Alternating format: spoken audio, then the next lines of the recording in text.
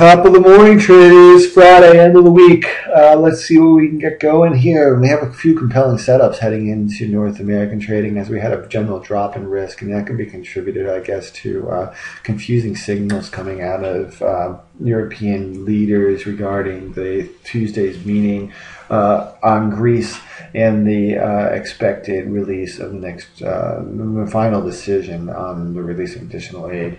Heading into trading, we can see that futures are down just a bit, around 3-4%, and oil has dropped a tad, but other than that, nothing amazing is on the way. And basic commodities are down slightly in overnight trading. But we do have a few interesting setups. We're going to start with the Euro USD. You can see the Euro USD has traveled from the top of its range that we've spoken about throughout the week, around 127.80, and it's back down to the bottom, which comes in around 127.25.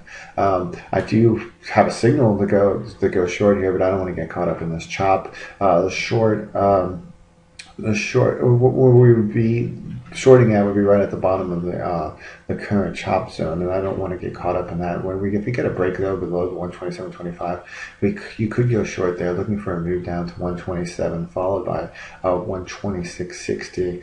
A nice way to finish up the week, and that would put the pair right at the bottom of its current monthly range. We'll put it right at the current monthly level, but the monthly lows, which comes in around 126.60. If we bounce to this level though, we could easily just see another pushback up to the 127.80 level.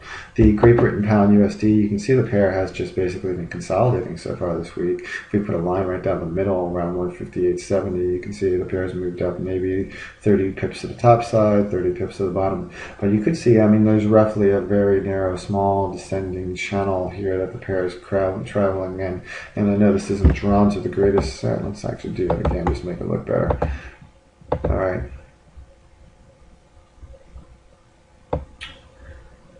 Something like that. All right, well, you guys can draw the chart, draw it better on your own chart. And basically, there's like a 50 pip range here, but we could see you could go short right here, right now, looking for a move down to the 158.08 level, and you'd have to put your stops above that level at 158.90. Unfortunately, I'm not 100% sold on this because I think there's a good chance this trade can just continue to consolidate sideways, and the monthly low for the week at 158.20 could definitely still hold. The next pair we're going to look at is, so what am I saying with the Euro Great Britain USD? Unless it moves down to the 58.8, the 0.168 fib at 158.08, or it moves back up and we get a break of this zone, which has always been key all week, the 50 fib between 159.03 and 159.10. I expect the pair just to remain range bound. So if you're going to move up to this top range, it might be an opportunity to sell. If you're going to move down to this bottom range, it could be an opportunity to buy. The Aussie USD has continued to move lower. Once again, last night it pushed down to test the 103.10 level, which is proven pretty sticky with this pair. And you can see that it has and what I'm looking for in this cross, obviously, because I'm still shorted, is a break of this 103 level, and then we'll finish the week out for a push down to 102.50. If we get another bounce here, though, we get another bounce here at this 103. If we get another bounce above this 103.30 level, it could finally have a little bit of momentum to push higher heading into the new week. But I would expect the pair to fall or just chop along at this zone for the remainder of the week. On the New Zealand USD, as you can see, the pair didn't get the bounce that everyone was expecting here at the bottom of its zone at 81. If the pair can continue to well, we have this larger resistance zone here. If the pair can continue to break lower and break beyond the 80 level in this zone that we pointed out yesterday, we could see a push down to the 80 level over the next few trading days. But if we do get a hold at this level, we could once again be up for a push back up to at least the 81.50 level to start things off. So it's all about this resistance zone right here.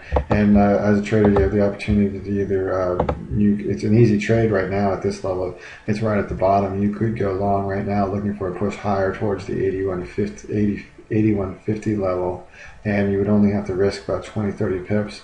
And if this trade coincides, the Aussie would probably reverse also. So you would be looking for risk reverse and risk trends. and not so much in the Euro of Great Britain because the correlations have been kind of swinging.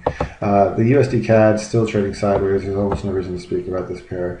It has been in a super narrow range for most of the week between parity and 1.040 until it breaks out or breaks out of this range. There's really nothing to do in this pair at the current moment. The yen still consolidating above its rocket ship higher above the 0.81 level. The longer it holds above this level, the more likely we have a chance for a push up to 81.85. I would expect some serious consolidation after all those gains that I had over the last few days.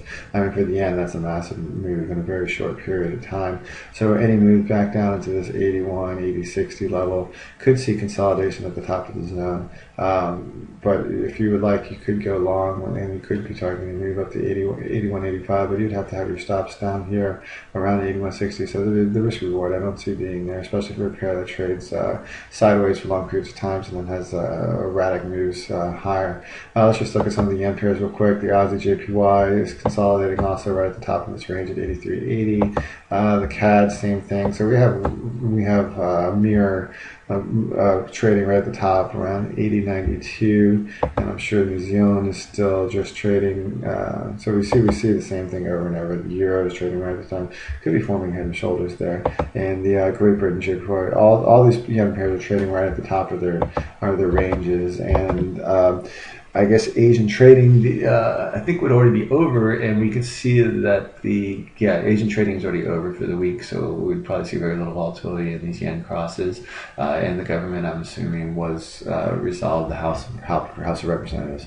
All right, traders. So this is what we're looking at heading into the week. We're looking for the bounce here or drop lower in the Aussie. We're looking for this trend line right here in the Great Britain pound US channel. I'm not very confident about that. The euro, we're looking to see if we get another bounce right at the bottom of this range at 127.34, and New Zealand, the same thing with this range. You could go long, looking for a push higher towards 81.50, and the CAD's consolidating as the yen. All right, everybody, great week trading. Slow week trading, great weekend. Keep a lookout on the Twitter feed. Good luck.